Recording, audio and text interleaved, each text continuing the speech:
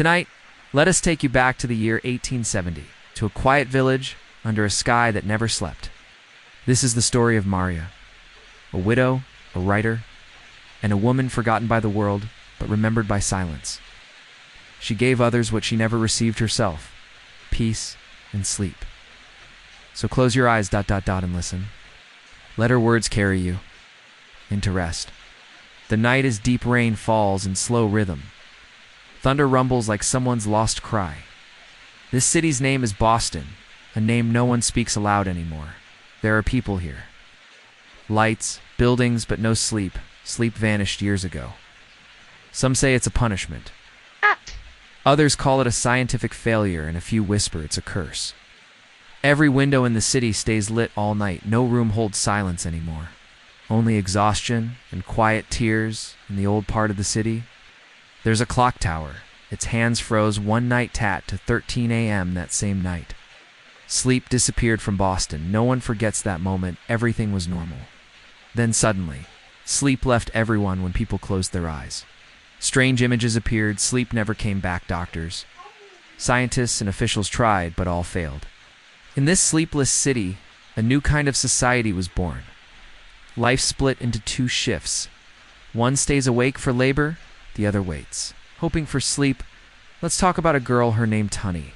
She's 22, born without ever experiencing sleep still.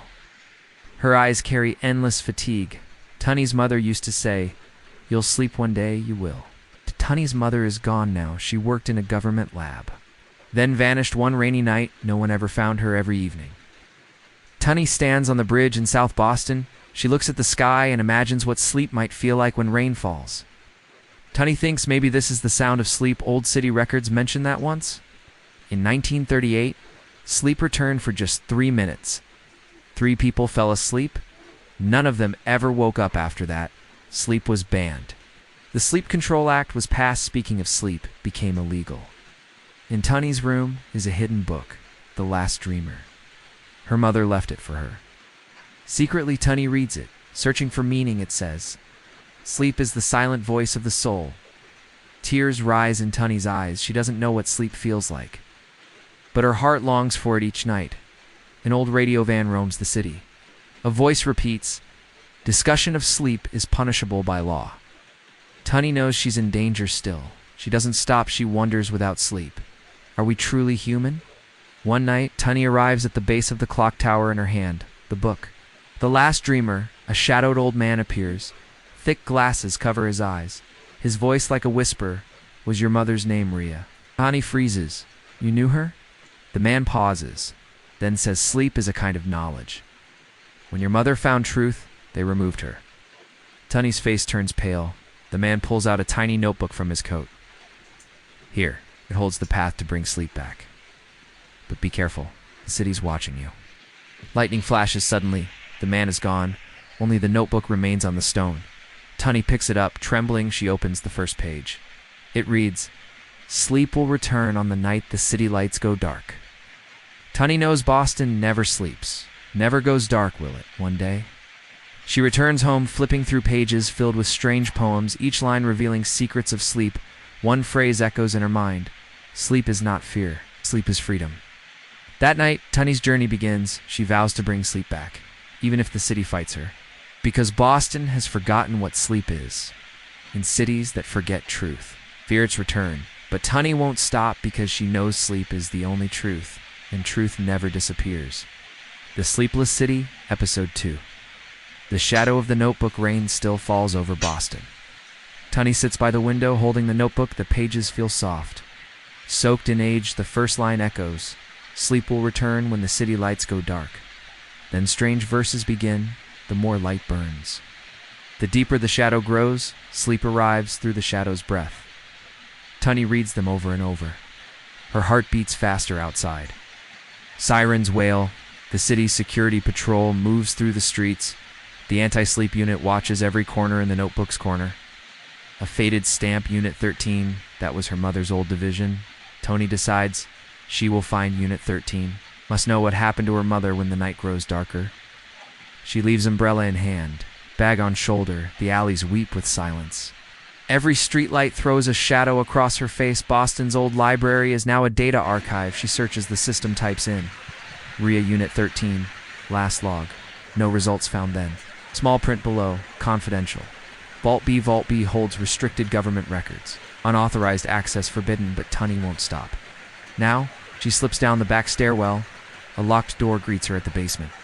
She takes out her mother's old key. It fits perfectly. The door creaks open. Dust swirls into her lungs and side rows of rusted folders. One reads, Dreamwave Trial. Tunney's eyes narrow. She's never heard of it before. She opens the file, her mother's photo inside for scientists. Beside her, below, last sleep, experiment subject. Rhea Tunney stares in disbelief. Her mother was the test subject for the final sleep experiment. Next page. Result. Conscious transfer. Incomplete subject status. Removed. Tunney collapses on the floor. Holding the file, she doesn't cry, only breathes deeply.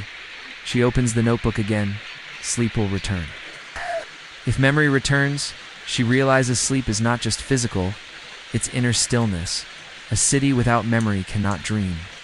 Pages slip from the folder. One note says, Hashtag D13 Lighthouse. An abandoned lighthouse on Boston's shore, now marked as a no-entry zone. Tunney knows she must go there. She grabs her mother's umbrella, packs the notebook and file at the final hour of night. She reaches the lighthouse, no guards. Just one slow-turning camera. She enters through shadows. Inside, strange humming, a voice whispers, Are you Rhea's daughter? Tunney's pulse races in a dark room. Blue light glows in the center of a machine beside it. The old man from the tower, you've come. It was necessary. Your mother left something with us. Tunney asks, voice trembling, Is she alive? The man hesitates, then softly, She's sleeping now. Alone, Tunney freezes. Can I wake her? To wake her is to end her. Tunney lowers her voice. So is sleep over? The man says nothing. He hands her a device, Sleep Link, a neural interface for dream entry. You can enter the space where sleep still exists, but return is. Uncertain, Tunney holds it tightly in the notebook. Another verse. Sleep means courage. She closes her eyes. I'm going in. She says the device activates. Blue light surrounds her. Weightlessness wraps her body. Shadows pulse around her in her mind. Her mother's voice echoes. You'll sleep one day. You will. Tunney drifts into the unknown, and in the skies over Boston, rain keeps falling. The city lights still burn, but no one knows. Did Tunney find sleep tonight? Tunney enters the house of sleep. Blue light surrounds her from every side. She feels her body float. No sounds, only a soft pulse beneath her breath. Is this inside sleep? A sealed place that feels like freedom, full of drifting light and slow shadows. Tunney stands before a door. It reads, Re-entry disabled. She knows she may never return still. She walks forward. A thick fog blankets the space. Here, sleep takes the form of shadows. Tunney walks slowly. Her footsteps make no sound. In the distance, a figure sits, still, hair blowing. Face turned away. Tunney approaches. Her throat tightens. She wants to speak, but can't. The figure turns around. It's her mother, Rhea. But her eyes are covered in fog. Rhea whispers, You came? Tunney nods. Are you asleep? Rhea is silent for a moment. Then says, This isn't sleep. This is memory. Sleep comes to those forgotten by the waking world. Will you come back? Tunney asks. Rhea shakes her head. No, I will stay here. You must go back and save sleep. Tunney trembles. She reaches for her mother's hand, but her hand touches only light. Rhea says, Sleep lives inside you. The city only made you forget it suddenly. A loud cracking sound. The dream world shakes. Rhea shouts, You have to go now. Tunney turns. A bright doorway is opening behind her. In it stands the old man. His face is tense. Hurry. The dream layer is collapsing. Tunney runs toward the light. One last glance back. Her mother smiles. You can do it, Tunney. She steps into the light. The fog tears apart. Tunney gasps. She wakes up on the floor of the lighthouse. Blood runs from her nose. The old man holds her shoulders. Are you okay? Tunney slowly sits up. I saw her. Touch sleep. The man stares at her. You're the only one who's ever returned. Tunney looks out the window. Rain still falls over Boston, but something inside her has changed. She knows the city must remember sleep. She opens the notebook again. She writes, Sleep is not just rest. Sleep is return. She makes a decision. She will start a sleep awareness center where people can learn the truth, science, Mind, memory all, connected step 1. Copy the notebook step 2, share it across Boston. The old man watches her. You know this could get you erased? Tunny smiles. As long as sleep lives in someone's mind, truth cannot die that night. She walks back to her little room. She sits by the window and writes in her own journal. Tonight, I found sleep. She closes her eyes. Outside, thunder rolls above the city for the first time. Boston's lights seem a little dimmer, and somewhere in that silence, a whisper says softly, "Tonight feels a little like sleep." Tunny has returned from sleep, but something in her eyes has changed. Her steps are slower. More certain, she knows she's seen something no one else has on her wall. Hangs a copied notebook. She rewrites it daily for others. For understanding, Boston still shines with light, but on Tunny's window, a new mark appears, a small phrase, "I have found sleep." At first, no one believes her. They call her delusional. The media mocks her false hopes about sleep. But then, one day a stranger knocks on her door. His name is Omi. He says, "I read your words.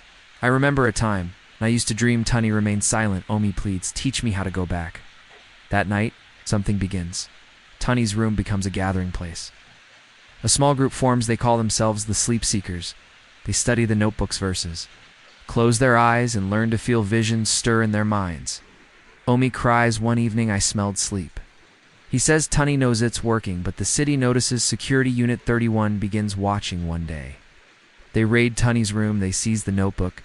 Tunny is summoned for questioning. Harsh lights. Cold room. An officer speaks.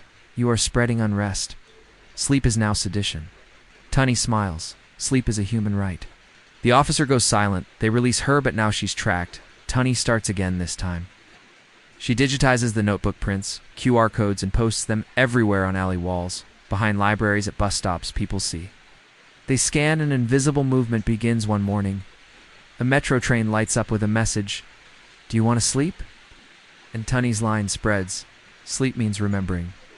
Boston's governor holds an emergency meeting. He says, "This sleep movement is slipping from our control, but they can't stop it." Tunny becomes the most talked about name. Some call her dangerous. Others call her the voice of the future. One night, she writes an open letter titled, "If Sleep Returns." She writes, "What we've lost isn't just rest. It's soul." The letter goes viral. Thousands read it. The next night, a few people fall asleep and dream. They see a clock tower with no lights, only mist and shadows. They wake up crying, saying, "Sleep has come again." Tunny knows this is just the beginning. Her eyes glow with belief. That night, she writes again. Sleep is a revolution. The soft kind. Now the city lies awake thinking of sleep, and Boston's lights seem just a little dimmer. Above, a strange blue line streaks the sky, as if whispering, "Sleep is returning." Slowly, softly. The city is still awake, but not like before. Tunny's name now echoes on every wall. QR codes. Notebooks, posters, sleep is everywhere. A new generation has learned to close their eyes, they say. When we close our eyes, we see another world. Boston's governor is worried, he says. Sleep is becoming a new virus, but the people are no longer listening at night. The city lights are dimmer than ever. Only the security towers still shine. Bright. Tunny and Omi build something new. They call it the Dream Center. People come there to learn and feel. A new book is written, The Architecture of Sleep. Even some doctors begin to visit. They close their eyes and listen to poems. One poem says, "Sleep is the door inside ourselves." One day an old man arrives at the center. He wears faded blue glasses. He says, "I was one of the 3 who slept in 1938. Tunny is stunned. "How are you still alive?" The man smiles. "They woke me, but erased my memory. Your movement brought it all back." Tunny realizes history is waking up, but the government does not stay silent one night. An official order is broadcast. Dream Center is illegal the next day. Police surround the entrance. Tunny and Omi are arrested. They are taken to an unknown place, a dark room. With the words on the wall, "Memory is a crime." They're told, "Stop spreading sleep or disappear," Tunny replies. "Without sleep, we are not human," one officer, voice shaking, says. "I want to sleep too." His eyes glisten at that moment. Another officer enters. He whispers, "Turn off the cameras. From tonight, you free sleep." A quiet revolution begins. From inside the system, the idea spreads. Even security officers secretly scan QR codes. Tani and Omi are released. They return to a changed city, less light. It's more shadow. And in the shadows, people are closing their eyes. Some are sleeping. Some are dreaming one morning. Tani sees a child sleeping on the sidewalk. No one disturbs the child. Everyone just smiles. Omi stands beside her and asks, "Did we succeed?" Tani says nothing. Her eyes well up. She knows this journey was never easy, but truth has returned that night. She writes the final line in her notebook. Sleep has come back. Boston's frozen clock finally ticks again from 2:13. 2 to 14, 1 minute that changed everything tonight. There's no rain, the sky is clear, people close their eyes and listen to the wind, and someone whispers gently, "Tonight, we will all sleep." Ow. Inside truth. Sleep has returned, but one question remains: what comes next? Tani looks out her window in the morning. The city is quiet, full of shadows.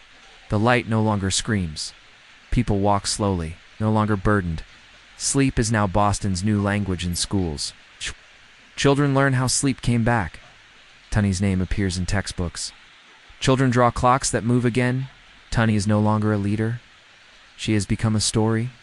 A symbol of belief. Omi now leads the Center for Sleep Science. They research how sleep heals the mind. A new department opens dream studies. People openly talk about the dreams they see. Sleep is no longer hidden. Tani often visits the old lighthouse, the place where she first touched sleep. It is now a small museum named the Door of Sleep. Children visit, listen, and learn. A replica of the notebook hangs on the wall. First verse reads, "Sleep means courage one day."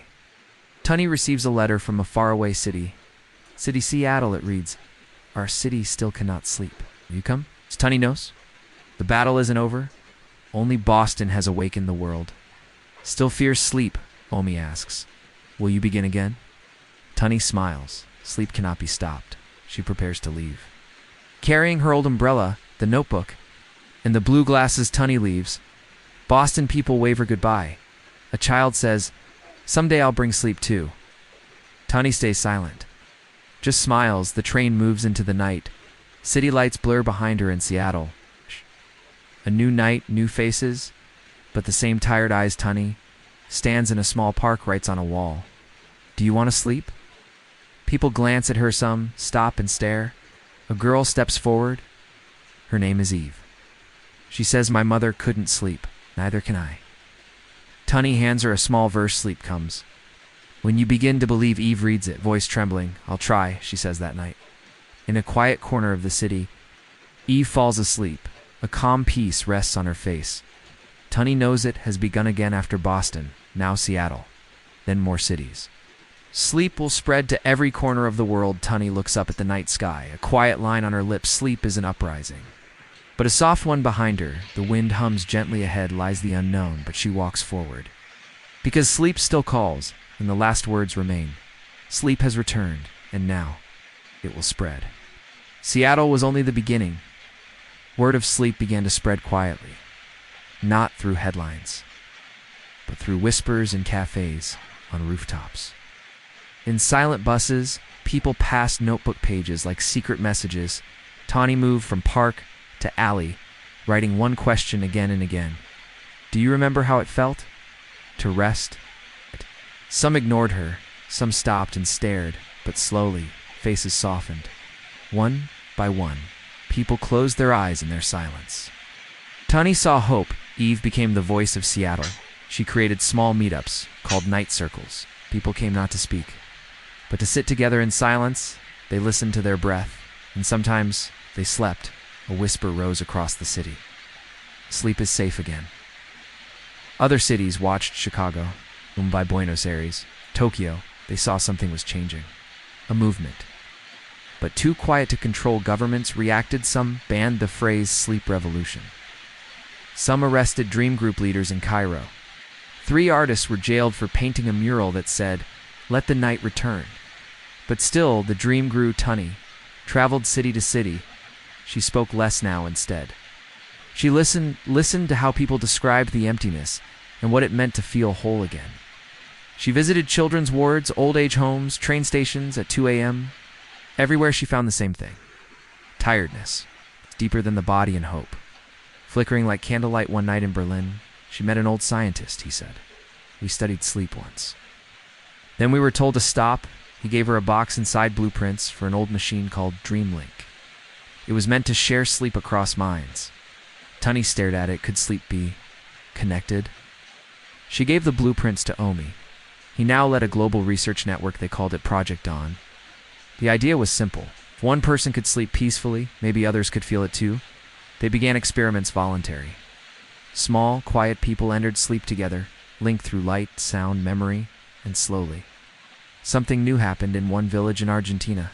10 people shared a single dream. They all woke up with tears. They all saw a lighthouse tunny, heard their story, and smiled. Sleep was no longer a secret. It was becoming a shared language, a map drawn in whispers. A rhythm under the noise of the world. One morning, Tunny stood at an airport. She looked at the flight board, so many cities. Still waiting, still restless. She closed her eyes and whispered, "We're coming." Because now, sleep was not just survival. It was the beginning of something larger. Not a protest, not a war, but a remembering. And the dream kept growing. Sleep had become a signal, but not everyone welcomed it. Power fears what it cannot control, and sleep now was becoming powerful. Governments across borders formed a secret pact. They called it the Wake Protocol, an initiative to restore full productivity, to keep minds alert. Obedient, measurable, their goal: remove sleep once and for all, digitally. Chemically, culturally, they labeled dreamers as threats. Night circles were disbanded, libraries were raided, the Dream Center in Paris was burned. Omi was arrested during a lecture in Seoul, his research erased from official servers. Tunny, now underground, moved quietly. She changed her name, her clothes, her route, but she didn't stop. She carried only the notebook, now tattered. Marked in 100 languages in Istanbul, a young boy passed her a chip. Inside recordings of shared dreams, one file was labeled The First Global Dream. It showed voices blending Brazilian lullabies, Tibetan chants, all synced to a single breath. She cried, listening, because this was what they feared: unity without noise, peace without profit, rest without permission. In Washington, D.C., a bill was passed overnight. Dream sharing equals subversion. Posters of Tunny were hung wanted. But they couldn't find her because she was no longer one person. She had become thousands in Lagos. A woman named Ife taught sleep chants in Vancouver. A girl named Rana created silent rooms in Tokyo. A train driver paused at every stop and whispered, "Close your eyes." The movement adapted. QR codes became hand signs. Notebooks became whispers. Dream circles went invisible. They met on rooftops, under bridges. In gardens, they didn't need names anymore, only silence. And in that silence, sleep deepened. Governments tried louder propaganda: sleep is weakness. Rest is for the lazy. But people had already felt the truth: you cannot unfeel sleep once touched. It stays. Tunny sent a message through a pirate radio signal. Her voice was soft, almost wind. If they fear your dreams, it means they're real that night. The signal was traced, the building was raided, but they found nothing, only a single phrase painted on the wall. The dream does not live in walls. The movement shifted again. No more messages, just breath, just quiet, just presence. Tunny reappeared in Nairobi. She sat in a garden, eyes closed. Within minutes, people joined her. No signs, no speeches, only stillness. The silence was spreading, and silence was fighting back, not with weapons, but with rest. And somewhere deep inside every city, the lights flickered, as if sleep itself was whispering, "We are not done yet." It began as a whisper, not from Tunny, not from Omi, but from the sleepers themselves across continents. People started to feel it as strange, shared stillness, not silence, something deeper, like the world was holding its breath in New York. The subways slowed for a moment in Manila. Lights flickered in perfect rhythm in Lagos. Whole streets stopped moving. No orders were given, no message was sent. But everyone knew. That night, something would happen. Governments prepared for chaos. They deployed drones. Shut down signals. Sleep centers were raided. Books were burned. But the dream had gone beyond paper, beyond servers. It was now written inside people. In their breath, their timing, their pulse at 2 a.m. GMT, a strange glow appeared in the sky's soft blue. Like the memory of rain all around the earth, people felt weightless. Not floating, but released. Released from the grip of urgency. Released from the demand to perform. Released from time itself in Boston. Tunny stood on a rooftop. The wind carried songs. Not words, melodies people had dreamed. She closed her eyes. She didn't speak. She didn't need to, because the world was listening, Omi. And now in hiding in Morocco, sent one line through the air. Let tonight be ours. And it was. Factories powered down, meetings paused, machines stilled, screens went black, people lay on sidewalks, floors, rooftops, not faint, not asleep, just still together. Governments panicked. The wake. Protocol failed, every override collapsed. Nothing responded because the people weren't resisting, they were resting, and no system could stop rest. They called it the Great Pause. It lasted exactly 3 hours and 11 minutes. And when it ended, the world did not return the same. Some didn't speak for days. Some wept without knowing why. Some painted, danced, held hands. A minister in Argentina resigned, saying, "I dreamed of my childhood. That's enough for me." In Russia, a general burned all surveillance logs in Australia. Police took off helmets and lay in the grass. And Tunny wrote a single line on a stone. We did not protest. We remembered. That line spread, it was tattooed, carved, whispered, and in the weeks that followed, no one asked what the movement wanted because everyone had felt it. It was not about demands, it was about return. Return to something lost, to sleep, to peace, to the right to stop, even just for a while. The world had paused, and in that pause it had remembered its heartbeat. The great pause changed everything, not with noise, but with quiet. Not with force, but with stillness. The world, for the first time, slowed together, and it could not forget how that felt. People began to organize, but not for power. They gathered to protect what had returned. The right to rest, the right to silence, the right to sleep. New governments formed, not to control sleep, but to defend it. They called it the Night Charter, a simple promise. No human shall be denied the freedom to rest. Schools changed their hours. Workplaces created nap rooms. Hospitals began with dreams instead of charts. And in every city, a new sound emerged, breathing deep. Shared breathing. Tunny was invited to speak at the first global assembly. She stood under open sky. No microphone, no spotlight, only wind and people. She said, only this: we didn't win. We remembered. The crowd didn't cheer. They closed their eyes and stood in silence for 3 minutes that became a tradition every full moon. People paused together to feel their heartbeat, to remember the night the world stopped. Omi continued his research, now open source. Shared across nations, his DreamLink device was rebuilt, but no longer to control.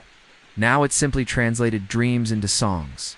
Children would listen and fall asleep smiling in museums. People lined up to nap in cities. Buildings pulsed with blue light, inviting citizens to rest. Dream circles became common, as normal as coffee shops once were.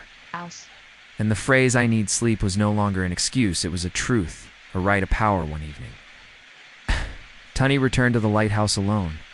She stood where it all began. Rain lightly touched her shoulders. She opened her notebook. Only one blank page remained, she wrote. We are no longer the sleepless city. She closed the book, left it on the stone ledge, and walked away. No cameras followed her. No monument was built. Because sleep did not belong to her, it belonged to everyone, even those who once feared it, even those who had forgotten. Now they, too, closed their eyes and rested. Years passed. The notebook stayed on the ledge. Some read it, some copied it, some cried. And one day, a child found it. She opened to the last page, read the final line, and smiled because she understood that sleep had finally come home. The house was broken, but it stood still. It had weathered years of rain and silence. There was a time when every window of this house glowed, filled with songs, footsteps, laughter. Back then, Maria was young. She didn't know what sorrow meant. In her hands were not pots, but pages. She would write, draw, sit beside the window, watching skies, naming birds, dreaming quietly. Her mother used to say, "This girl is different." Rhea would laugh, decorating the house with words. Then came marriage, suddenly. Her husband from a wealthy family, too far for a girl from her simple home. Still, she said nothing. In that new house, she kept writing. Oh, but slowly the pen left her hand. Came plates, fabrics, mother-in-law's scolding, and her husband's silent face. At night, no one listened to her stories. She only lay under the ceiling, imagining old windows. Dreams no longer brought birds. They brought doors and shadows. Then one day her husband died, leaving her completely alone, truly alone. The family placed her in a corner room, white cloth, forbidden music, forbidden laughter. But her words did not leave her soul. She began writing again, hiding the pages under her pillow. She lit no lamp at night. Ouch. Only moonlight and her shadow kept her company. In her writing, the wind trembled. Sounds danced on old windows, but no one heard because she was now a widow, a name, a boundary. Days passed. For 7 years, no one called her by name. She only heard, "Hey, you, that woman." But her name, Maria, she kept alive inside her. One night during rain, she whispered to herself, "Maria." The word felt foreign, like someone else had called. She stood before the mirror, found both fear and fire in her eyes. She knew sleep never came to her. Nights passed with open eyes. She knew when wind arrived, who cried, who whispered. But she had just remained awake. One day, she decided to create something that was only hers. With old wood, torn cloth, forgotten colors, she began building a box, a place to hold her writings. Days passed. She spoke to no one, just worked and wrote. Her fingers stained with ink, dust in her hair, sleeplessness in her eyes, but her mind alive with one hope. That maybe someday someone would read, and maybe they would sleep. One rainy night, she walked outside. Wind chilled, rain heavy, only a thin shawl over her shoulders. She walked to the village's edge where the old cremation ground and dark bushes were. There, she hid her first notebook under a stone. She said, "If anyone finds this, let them read." Thunder answered her as if the sky had heard. She returned with wet feet. No one knew. But the next morning, a boy found the book. He opened it and stood silently. Then he read. His eyes filled with tears. He said, "Mother, I want to sleep tonight." He held the notebook to his chest and fell asleep. For the first time, Maria never knew. She kept writing by the window. But the boy shared her words, for more than 20 people. Everyone said, "These words make me sleepy." But no one knew the name of the writer. Maria smiled silently, but she still couldn't sleep. She only asked for nothing. One day, she built a small room in the old house. Their own hands, inside just pillows, a lamp, and her notebook. People who couldn't sleep began to visit. She said nothing, only handed the book. They read and fell asleep. This went on for 2 more years. Maria aged, but her eyes never dimmed. She didn't sleep at night, didn't nap in the day. She just watched how others found rest. No one called her, but everyone came to her. She became a silent shrine. One day, a blind man arrived. He had no light in his eyes, said, "I cannot sleep." Maria let him touch her notebook. He couldn't read, but he ran his hands over the pages. Then he slept. Maria knew this was peace, where even without sight, one can rest. But one day, a little girl asked, "Why don't you sleep?" For the first time, someone questioned her. Maria remained quiet. The girl said, "You give sleep to others. Where is yours?" Maria had no answer. That night, she wrote, "Those who stay awake give light, those who give do not take." But near dawn, by her window, she felt her eyes growing heavy. For the first time, she laid her head on the pillow, turned off the lamp. Rain outside, silence inside. Maria closed her eyes. No one knew if she truly slept, but a gentle smile remained on her lips. Once upon a time, in a village nestled between hills and a river, lived an old woman named Maria. Her house stood at the edge of the village, and it had seen better days. Its tiled roof was a patchwork quilt of moss and worn slate. The walls, once a proud white, were now stained with the hues of time and weather. Yet there was a certain charm to the old house, a charm that came from the stories it whispered and the memories it held. It was a house filled with books and papers. Every nook and corner seemed to have a story etched into its very being. Stacks of yellowed pages lay on tables, their edges softened from countless readings. Sunlight streamed through the dusty windows, illuminating motes of dust that danced in the still air. It was a sanctuary of sorts, a place where the past lingered and the present found solace. One day, a young man named Tom stumbled upon this house while exploring the village. Curiosity piqued by the tales he'd heard about the enigmatic Maria, he decided to pay her a visit. As he climbed the creaking steps and knocked on the weathered door, he had no way of knowing that this seemingly ordinary encounter would change his life forever. When Marilyn opened the door, she revealed a woman of timeless grace. Despite her advanced age, her eyes sparkled with an ageless wisdom, and her smile was as warm as the sun. Tom, captivated by her aura, stepped into the house, knowingly embarking on a journey that transcended time and touched the very essence of his being. As Tom explored the house, he came across a peculiar sight. On the walls were rows upon rows of calendars, each meticulously marked with dates and events. But these weren't just ordinary calendars. They were portals to moments frozen in time. Each date held a memory, a story waiting to be unraveled. Intrigued and eager to delve deeper into the mysteries of this house, Tom engaged Maria in conversation. As she spoke, her voice resonated with a timeless melody, weaving tales that painted vivid pictures in Tom's mind. With each passing moment, Tom felt himself drawn deeper into the narrative, captivated by the stories that unfolded before him. The house seemed to sigh as if sharing its secrets only with those who truly sought them. And Tom, with his open heart and inquisitive spirit, was deemed worthy of its wisdom. As the sun dipped below the horizon, casting long shadows across the room, Tom realized that he had spent an extraordinary amount of time in Maria's house.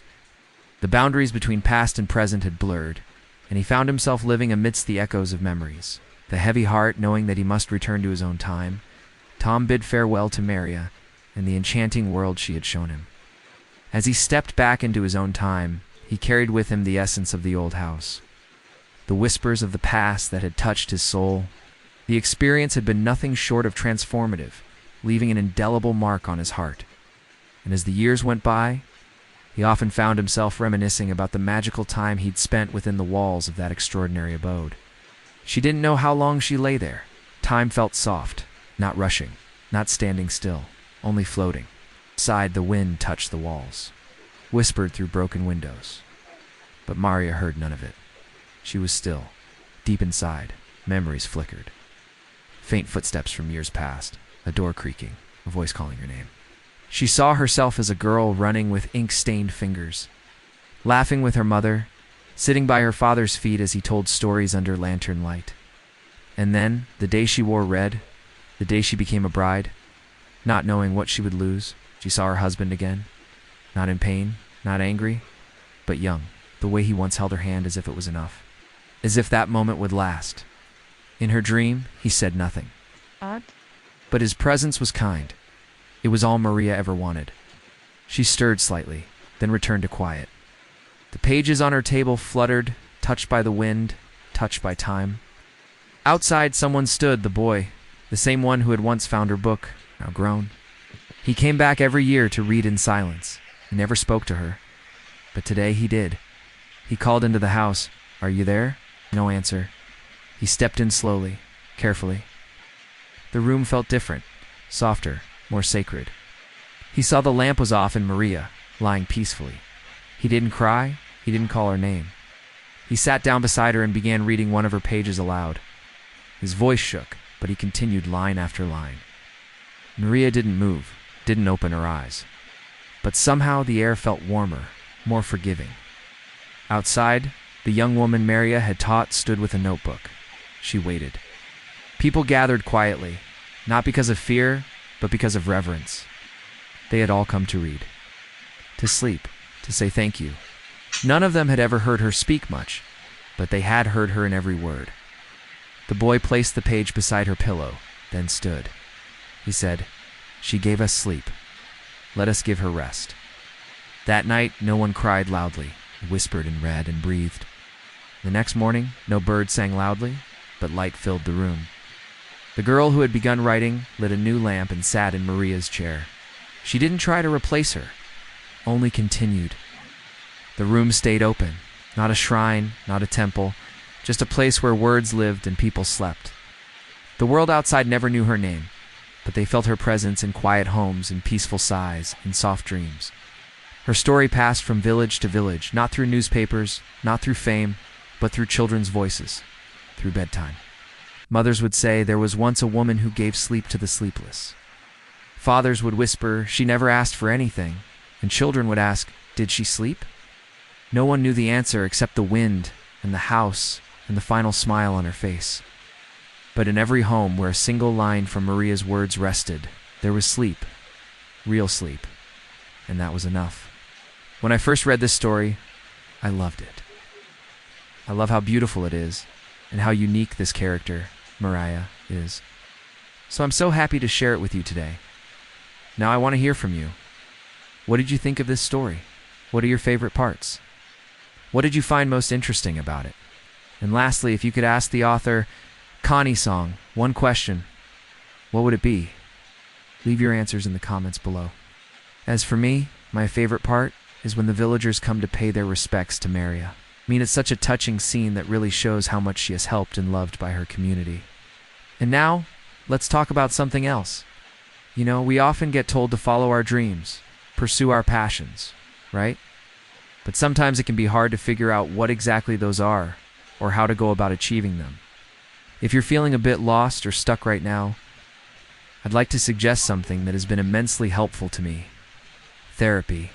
Therapy has given me a safe space to explore my thoughts and feelings, learn how to manage my mental health, and work towards personal growth. It's not always easy to open up, but with the right therapist, you can build a trusting relationship and feel comfortable enough to dive deep into those tough questions. Finding the right therapist can make all the difference. And that's why I'm excited to tell you about our sponsor, BetterHelp. BetterHelp is an online therapy platform that makes therapy more accessible and convenient. You can connect with a licensed therapist from the comfort of your own home through video, phone, or instant messaging. BetterHelp uses an algorithm to match you with a therapist based on your needs and preferences, taking into account factors like therapy goals, issues, symptoms, and what you're looking for in a therapist. This ensures that you have a positive and productive experience. BetterHelp also offers financial aid and accepts many insurance plans, making therapy more affordable. If you're feeling lost or seeking personal growth, consider reaching out to BetterHelp. Take the first step towards a better mental health journey today. Thank you, BetterHelp, for sponsoring this portion of the video. And now back to our story. The author Connie Song is a writer living in Seoul, South Korea. She writes both fiction and nonfiction, often exploring themes of identity, memory, and societal expectations. She's published several books of poetry and short stories and has won numerous literary awards. I hope you enjoyed learning more about Connie Song and her story, The Woman Who Gave Sleep to the Sleepless. If you did, please give this video a thumbs up and subscribe to our channel for more literary content. Thank you for watching, and I'll see you next time. Once upon a time, very far away, the seasons turned slowly. Spring folded into summer, summer wilted into monsoon, and monsoon gave way to dust. Through it all, Maria's room remained, not untouched, but unchanged. People still came, some old, some new, not to visit her, but to sit in her silence, to read what she left. The lamp was always lit, not by flame, but by memory. The girl who took her place, who became the keeper of this room, was just a reader. She never called herself a writer. One day a man came running to the village, desperate, haggard, dragging a woman behind him. The girl heard him shout, "Is this the place? Is this the room?" And then she saw the fear in his eyes, the kind of fear you only see in those who haven't slept in a long time. "I've tried everything," he said, collapsing onto the steps outside the room. "Doctors, medicines, chants, nothing makes her sleep. I'm so tired." He looked at the girl and asked, "Can she help us?" She nodded and led them inside. The air was still, heavy with the scent of old paper and quiet. The man hesitated at the threshold, as if unsure if he could step into such stillness, such absence. But something compelled him forward, settled by the old wooden table while the girl went behind the shelf to fetch the books. People came and left, bringing their problems, fears, sorrows. They sat, they read, and then they slept. So it had been for many years a tradition that bloomed out of the desert like a hardy wildflower. When the mother opened her eyes, she sat upright, startled, as if waking from a dreamless sleep to a world unknown. The man beside her stirred, startled awake. Their eyes met, and in that shared wonder, they understood. It wasn't a dream. "How long?" the woman whispered, her voice hoarse from disuse. "How long did I sleep?" "I don't know," he replied, his voice equally hoarse. "But I can tell you how long you won't sleep again." They both turned to the girl who stood there calmly. "How long?" The woman echoed, hope flickering in her voice. The girl smiled faintly. "As long as you need." With trembling hands, the woman reached out to touch the book, the very pages that had lulled her to sleep. She held it close, pressing it against her chest. And as she did, the corners of her lips curved into a smile. Tears welled up in the man's eyes. He didn't understand why he cried. It wasn't grief or sorrow that brought tears to his eyes. It was relief, pure and simple. Relief washed over him in waves, threatening to drown him.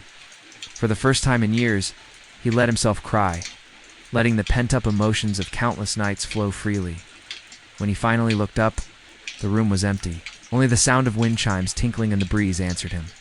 Outside, the sun was setting, painting the sky in hues of orange and purple. As the first stars began to peek through the darkening canvas, he turned back to the room, a single question on his lips. Who wrote these words? The girl reappeared, and as she spoke, her voice resonated with an ancient wisdom beyond her years. Her name was Maria. He repeated the name, savoring its sound, feeling its weight. For the first time in a long time, someone outside the village heard that name spoken aloud. When he returned to the town, to the city, he didn't seek to profit from what he'd experienced. He didn't publish books or make grand announcements. He simply told others, if you cannot sleep, there is a place where words still breathe. And people listened. Some walked for days to reach that place, to sit for an hour in the hushed quiet of Marilla's room, to lose themselves in the stories she wove with words. One woman visited, drawn by tales of solace she'd heard whispered on the wind. Clutching a worn letter in her hand, she entered the room. The air around her crackled with unspoken grief. When she left, the letter was gone, replaced by a single white lily. Another day, another visitor arrived. This time it was a man carrying a heavy bag. When he left, the bag was lighter, and in his hand he held a smooth, round stone. On another occasion, a young girl tiptoed in, her eyes wide with innocence. As she departed, she left behind a braid of golden hair resting on the table. These offerings weren't for a god, not for an idol, but for a human, a woman whose words were more powerful than any lullaby. In the quiet of the night, the girl living in that room discovered a page tucked under the floorboards. It bore no signature, but the ink with which it was written was undeniably Maria's. "Someday someone will write me to sleep," the page declared. Holding it close, she read it once more, and this time her eyes filled with tears. It wasn't a sorrowful cry, but a joyful one born of profound love. As she read the words aloud, she whispered, "You already have." Years flowed by like the changing seasons. The girl, now a woman, grew older, her face etched with the passage of time, her hands slower, her eyes infinitely deeper. Yet she continued to read, to welcome strangers. Each person carried a different pain, a unique burden, but each left with the same gift, the gift of peace. One day a young boy entered the room. His eyes, though innocent, held a depth that hinted at a world weariness beyond his years. "Did Maria ever cry?" he asked, his voice barely a whisper. The woman paused, her gaze drifting to the faded photographs on the wall. "Yes," she replied softly, but she cried with ink. That night the boy stayed late, and when he left, he carried something with him. He returned the next day, his eyes shining with newfound light, and placed a small stack of papers on the table. It was his first poem, born from the depths of his soul, penned with the heart of a child who understood the music of silence. As he read his verses, the woman felt a profound sense of connection to the young poet. In that moment, she saw a reflection of herself from years past, the girl who stumbled upon this room and inherited its legacy. When the boy finished, he looked up at the woman, his eyes questioning. She smiled, her gaze filled with understanding. "You have a gift," she told him. "A gift to write the silences between breaths." As the sun dipped below the horizon, casting long shadows across the land, the boy packed his things. He knew he had to leave, to explore the world and make his mark on it. But a part of him wished to stay forever in this haven of peace. Before leaving, he turned to the woman and asked, "Will Maria be angry?" She chuckled, her eyes twinkling with amusement. "No, she'll be proud," the boy nodded, taking comfort in her words. He stepped out of the room, carrying with him the echoes of laughter and the warmth of shared stories. He didn't look back, but he knew that whenever he needed solace or inspiration, he could return to the place where words still breathed, to the room that lulled even the restless wind to sleep.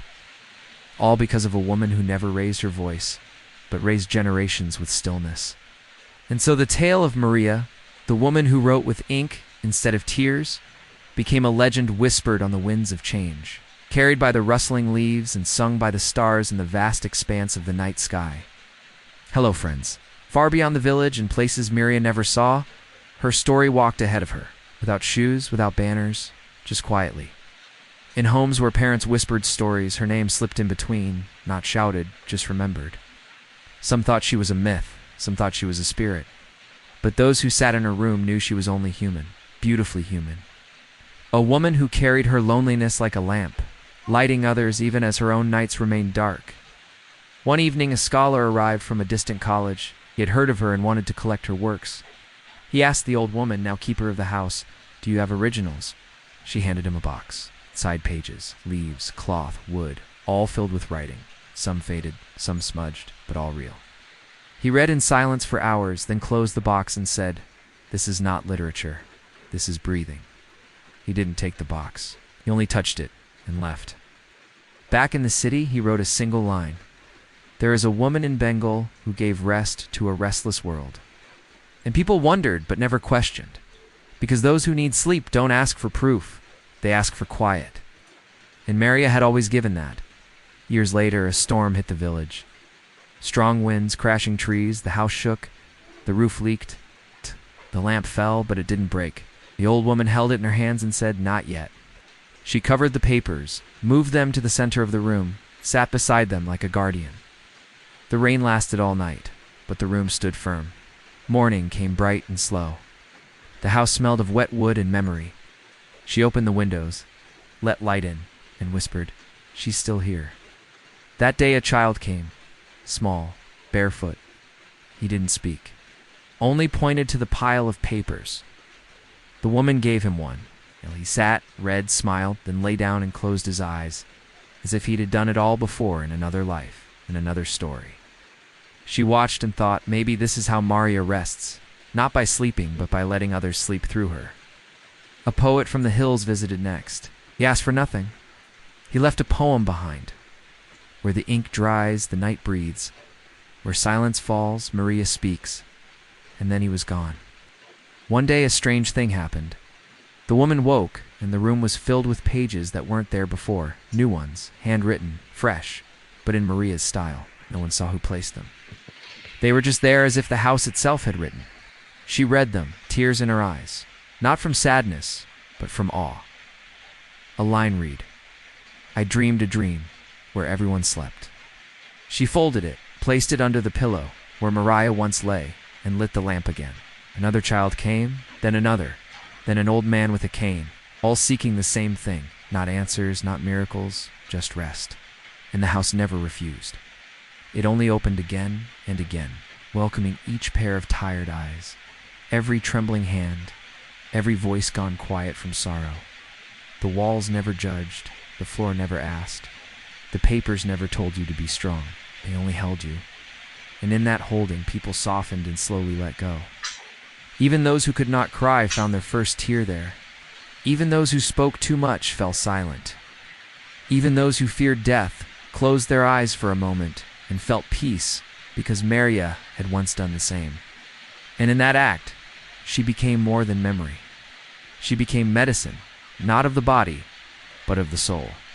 And every page left behind was not an ending, but a doorway to sleep. Friends, this is the end of this episode. If you liked this story, please hit the like button below and share your feedback in the comments. We also have our own website where we publish a lot of free stories. You can support us by making a donation via the link in the description or by becoming a member through the join button below. We have many more beautiful stories waiting to be shared. So stay tuned by subscribing. Until next time, happy dreaming. When people talk about healing, they usually mean physical wounds. What about the ones we keep inside? A long time ago in a faraway place, there lived a woman. She wasn't special. She wasn't pretty or rich or smart. She was just ordinary. But what made her different was her house. People would come from far away to visit her. They had all kinds of problems, from arguments with family to sadness about losing someone. But they couldn't explain their troubles. They just felt bad and wanted things to be better. So they would knock on the woman's door and ask, "Can you help me?" She would say yes. Then she would lead them into a small room. There was a big lamp in the middle of the room and a wooden table nearby. She would light the lamp and hand them a piece of paper and a pen and tell them to write down everything that was troubling them. At first, people would hesitate. They'd think about all the bad things that had happened and how much it hurt. But then they'd look at the lamp and the table and take a deep breath and start writing. After they finished, they'd read what they had written and suddenly feel lighter. Their pain was still there, but it wasn't as sharp anymore. It was like a dull ache instead of a stabbing pain. Some people would cry. Others would stay silent. But after a while, they would thank the woman and leave feeling better. And that's how the woman helped people. One day a letter arrived. It was folded with care, no return name. Just had 5 words. "I found sleep. Thank you." The woman placed it on the wall next to Maria's first writing. No frame, no ceremony, only gratitude. That night, she lit the lamp again, but didn't write. She just sat. Outside, wind moved through trees. Inside, her breath was steady. She closed her eyes and thought about Maria. She remembered how it all started. She was just a young girl when her parents died. Back then, words flowed from her like water from a spring. She wrote and wrote and wrote. Then she got married, but she was too young for silence and too shy to speak. So she wrote notes to her husband. At first it was fun, but then they had kids and she became a mother. That's when she learned about tears. Still wrote, but now her words were hidden away, tucked into notebooks forgotten. After her husband died, she had nothing but grief. Even her tears dried up. That's when she started visiting the wise Maria. One evening, Maria told her to light a lamp, bring a pen and paper, and write about her pain. For the first time in years, the woman wrote and wrote and wrote until the paper was filled with her sorrow. Then something amazing happened. She fell asleep right there by the lamp. When she woke up, the sun was shining in through the window. She didn't feel any better, but she felt calm. From that day on, she kept writing, and that's how she met other people with hurting hearts. The woman opened her eyes. It was nighttime, but the lamp was still on. She walked to the center of the room where the oldest paper lay. It was almost faded and barely readable, but she knew it by heart. "I give sleep, not because I have it, but because I remember what it was." She whispered it as if calling her back Maria. The name itself felt like rest, a soft note in a world of noise. And even though she was gone, she wasn't gone because stories never leave. They settle in corners, in hearts, in dreams. Sometimes when no one is watching, the papers rustle without wind, as if someone is turning the page. A child once said, "She's still writing," and maybe he was right. Sleep itself had found a home here.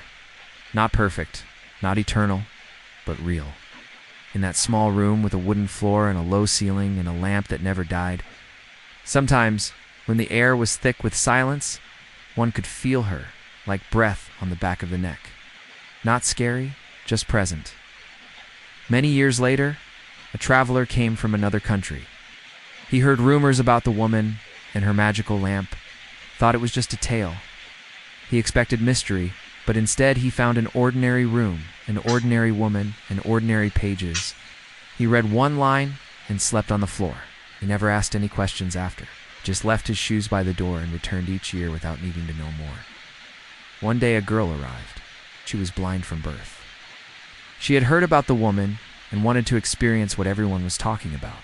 She asked, "Can I still listen?" The woman handed her a page and let her fingers move across it, and she smiled and said, "I see it now." No miracle, only understanding. People often asked, what was Maria's secret? But there was none. No herbs, no chants, no gods, only words. True, quiet, heavy words. Written by someone who had known darkness and chose not to hide from it, but to walk through it, carrying others, one line at a time. The village changed. New roads, new names, but the house stayed. People offered to rebuild it, make it stronger, modern, but the woman always refused. She said sleep doesn't need walls. It needs honesty. And the old walls were honest, cracked and leaned, but never collapsed, just like Maria. Then one day a journalist came. She had heard stories about the house and wanted to write an article about it. She was kind, but loud. She asked, "Can I film?" The woman shook her head and said, "No, but you can read." And so she did. She cried, closed her eyes, and left her recorder behind. That night, the house was full, not of bodies, but of breath. Everyone breathing together like a song with no music, only rhythm. And the moon looked down, silver and still, as if listening. As if watching over the room where a woman once gave her dreams away so others could rest. The old woman who guarded the room grew slower. Her hands trembled now. Her eyes sometimes forgot the letters, but her heart remembered every visitor, every word Maria wrote, every silence that followed. She would sit by the window just like Maria once did, watching the path, waiting. Not for fame, not for change, but for the next tired soul, seeking solace in the whispering dark. One evening, the woman lit the oil lamp. It flickered once, twice, then stayed still. The woman smiled. Her breath had grown shallow, but her will remained whole. She walked to the center of the room and sat down on the floor. In her lap, a thick layer of dust covered. A page unfolded. Maria's oldest note. The ink was barely visible, but the meaning alive. She traced the faded lines, committing them to memory one last time. Then she closed her eyes. Outside, the night deepened. Inside, the flame danced in the darkness. In the morning, the villagers came, quietly, with no panic, only reverence. They found her still, calm, gone, but present. They didn't weep. They didn't rush. They simply sat, each one holding a page, reading. It was as if a ceremony had been composed without ritual, a prayer spoken without sound. When the sun set, they lit the lamp again, not to mourn, but to continue. That night a girl stepped forward, no older than 10. She had been coming for years with her mother, but tonight she came alone. Hey. She took the woman's place, held a blank page, and wrote her first line. Let it be quiet again. And with that, the cycle turned once more, from Maria to the woman to the child. The girl who now watched over the house did not try to fill the space. She just kept it open. She said little, only smiled and listened. She knew the house had a soul. She could feel it. When the floor whispered, when the wind curled around the lamp, when a stranger entered and suddenly relaxed, some nights she too couldn't sleep. So she would read Maria's oldest lines again and again and again until she remembered who she was. Not someone new, but someone in a long, soft chain made of women and silence and care. There were many visitors over the years, some seeking comfort, some seeking rest, some seeking only a listening silence. There were those who stayed for weeks, those who stayed for hours, those who stayed for minutes, just enough to breathe. One day a tired man came, his face lined with worry, sank to the floor, letting out a long sigh. The girl offered him a cup of tea and a book of poetry. It won't fix anything, he said, his voice rough. I can't sleep. I can't think. I can't even dream anymore. The girl nodded, understanding. His weariness was a tangible thing in the small room. He looked up at her, surprised. You understand? Not everything, she admitted, but a little. She gestured to the table. Would you like to write? He shook his head, tears glistening in his eyes. I don't know what to write. I don't know how to begin, she smiled gently.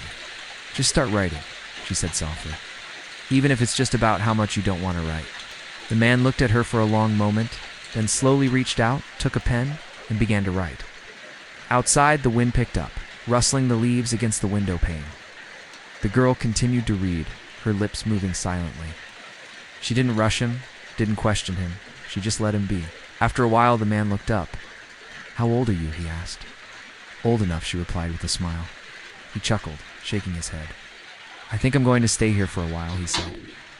And the girl simply nodded, knowing that sometimes all you need is a quiet corner and a listening heart.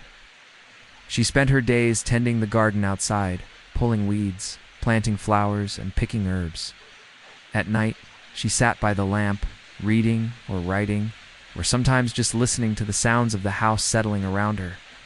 One evening, a young couple arrived, hand in hand.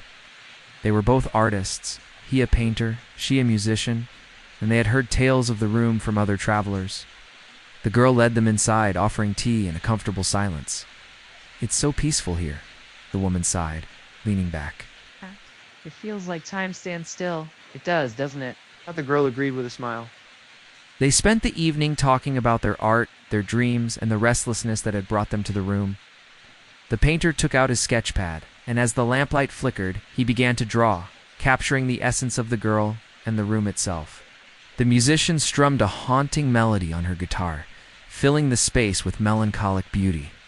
As the night deepened, they shared stories of love and loss, of joy and sorrow, and the girl listened, offering a comforting presence. When the first rays of sunlight touched the horizon, they fell silent. The painter closed his pad, his eyes shining with inspiration. The musician stopped playing, a wistful smile on her lips. "Thank you," the painter said, his voice filled with gratitude. "This has been an unexpected gift. The unexpected is often the most beautiful," the girl replied. They packed up their things and prepared to leave. "We must tell everyone about this place," the woman said excitedly. "It's a sanctuary." "Yes, but it's not ours to share," the girl interrupted gently. "It belongs to Maria, to the silence, to the whispers of the wind and the shadows of the trees. It's a place for the weary to find rest, not a spectacle for the curious." The couple looked at her, understanding dawning on their faces. They bowed their heads in respect. "We won't tell anyone," the man promised. "We'll keep its secret safe." As they walked away, the girl turned back to the house, its weathered walls embracing the morning light. She knew that some places hold a magic that defies understanding, a power that lies dormant until someone comes along who knows how to listen. The story of the room spread through the land like wildfire, carried on the wind and whispered in hushed tones around crackling fires. Travelers spoke of a hidden haven where the boundaries between the mundane and the mystical blurred, where stories unfolded and souls found solace. But despite its growing fame, the room remained elusive, tucked away as if nature herself wanted to protect its sanctity. The girl continued to guard the entrance, welcoming those who sought refuge and turning away those who came out of mere curiosity or mischief. One day, a renowned scholar arrived, his mind sharp and analytical. He had heard tales of the room, dismissed them as mere folklore, but something compelled him to seek it out.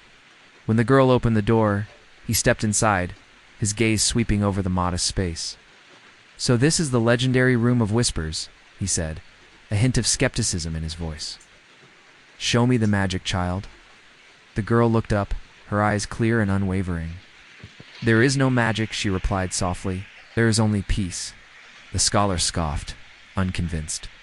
"Peace cannot exist in a world full of chaos and suffering. It's a myth, a fantasy." The girl remained silent, watching as the scholar paced the room, his frustration growing.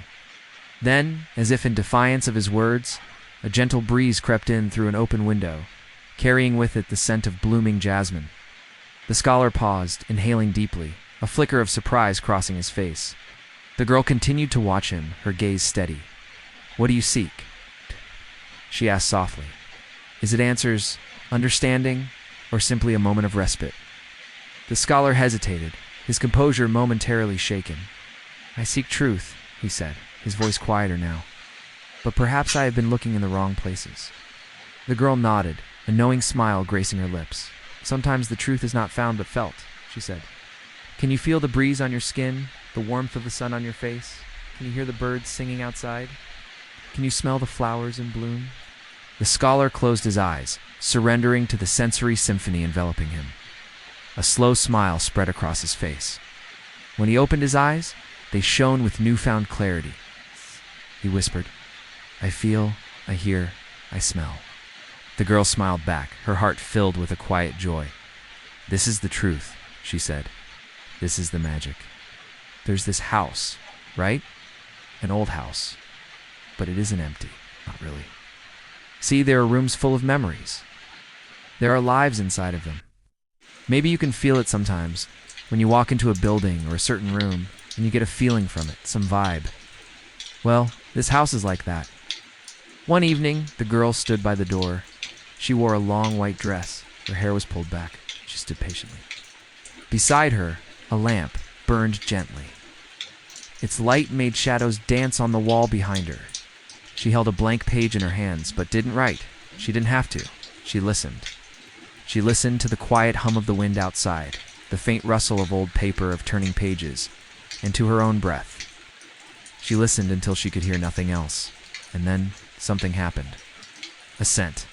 Old jasmine? Maria used to wear it?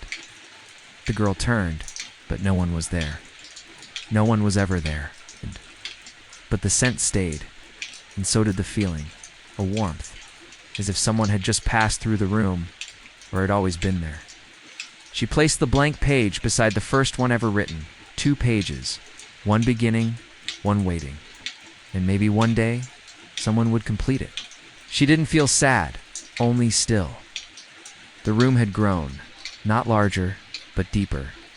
People no longer came for curiosity. They came because someone they loved had once slept here and wanted others to sleep here too. Generations returned, children of children, holding yellowed paper and trembling fingers, all whispering the same question. Was she real? And every time the answer was the same. Read and you'll know. They did, and they knew not through fact, but through feeling, that quiet knowing that doesn't need words. One day a girl arrived who had never heard of Maria. She was lost. She was heartbroken. She sat by the window and cried. The keeper of the house gave her a single line folded into a leaf. It read, "You are not broken. You are waiting to rest." The girl read it once, then again, then breathed deeply and smiled, then slept. She never learned the history. She didn't ask for the story, but she carried the feeling with her and passed it on. This is how Maria lived. Not in marble, not in statues, but in voices, in pauses, in the hush before dreams. The house grew older, the wood softened, but it didn't fall, because rest holds things together better than nails, better than rope. One winter, snow fell, rare for the village, but it came soft, thick, forgiving. The roof held. The lamp flickered. The current keeper sat with a cup of tea looking out the window. She didn't feel alone. She never had, because every corner, every folded word carried echoes of all the women who came before, and especially of Maria, the widow who once wrote through sorrow, so others could sleep through theirs. Outside, a child ran, laughed, not knowing the story, not knowing the name, but safe. That was enough. The keeper smiled and wrote one final line, "May no one feel forgotten in the dark." She folded it, placed it at the very bottom of the drawer, below all the others, then turned off the lamp, not forever, just for the night. She lay down, breathed slowly, listened to the wind, and closed her eyes. The room stayed quiet. The papers stayed still, but the story kept breathing. And every night where someone lays their head on a pillow and finally sleeps, there was a woman named Maria. She wasn't beautiful, but she was whole, an entire universe contained within her, vast and deep. When she walked, the ground drank in her steps. When she breathed, flowers bloomed on barren hills. When she wept, rivers flowed with healing. She reached out, stars ignited in the velvet sky. Even the wind obeyed her, carrying her whispers across the world. For Maria understood the language of existence itself, the rhythm of creation. She danced with galaxies, waltzed with nebulae, and sang with the solar winds. Stars spun tales of her magnificence, and planets whispered of her power. Comets streaked across the cosmos just to catch a glimpse of her. Galaxies collided in awe. Of her presence, black holes bowed before her majestic light. Time stood still in her gaze, and space trembled at her touch. Yet amidst this cosmic spectacle, Maria remained grounded. She walked barefoot on moonbeams, unafraid of the cold. She caressed comets as they flew by, leaving fiery streaks of red on her skin. These scars became her armor, each one a badge of courage, a testament to her wild, untamed spirit. She embraced the madness of existence, the beauty and the pain, the laughter and the tears. She reveled in it all, knowing that life, like the cosmos, was a grand, magnificent mess. A tapestry woven with both darkness and light, a symphony played on strings of joy and sorrow. But when dawn broke, Painting the sky with hues of rose and gold, Maria withdrew. She retreated into herself, becoming one with the whispers of the wind, the murmur of the waves, the rustle of leaves. For in solitude she found her greatest strength, her deepest wisdom. When the world was silent, that's when she truly listened. She listened to the heartbeat of the earth, the pulse of the cosmos, the song of existence itself. And in that listening, she found her purpose. So when night fell again, she stepped back into the world, ready to dance with existence once more, to embrace the wild, untamed beauty of life, knowing that in every sunrise and every sunset, she was part of something greater, something eternal, something divine. And so it went, day after day, year after year, and still it goes on. For countless nights, Maria roamed the earth, seeking solace in the wilderness, finding strength in the solitude, dancing with existence under the star-strewn sky. The scent of jasmine lingered around her, a reminder of home, of loss, and of love. The stories whispered through generations, keeping her memory alive, ensuring that even in the darkest night, her spirit shone bright, guiding those who felt lost, healing those who felt broken, reminding them that in the grand tapestry of life, they were not forgotten. And so it is, and so it will be, that as long as the stars burn bright in the velvet sky, the legend of Maria, the girl who danced with comets, will live on. But listen closely, for the wind still carries her whispers. Look up, for the stars still hold her light. Feel the earth beneath your feet, for it remembers her steps. And if you listen, if you look, if you feel, you will find her, the girl who loved too fiercely, the girl who danced with comets, the girl who became one with the cosmos. If Maria's story brought you even a moment of peace, then let your journey with us continue. Subscribe to the channel for more stories that help you rest, reflect, and breathe. Until next time,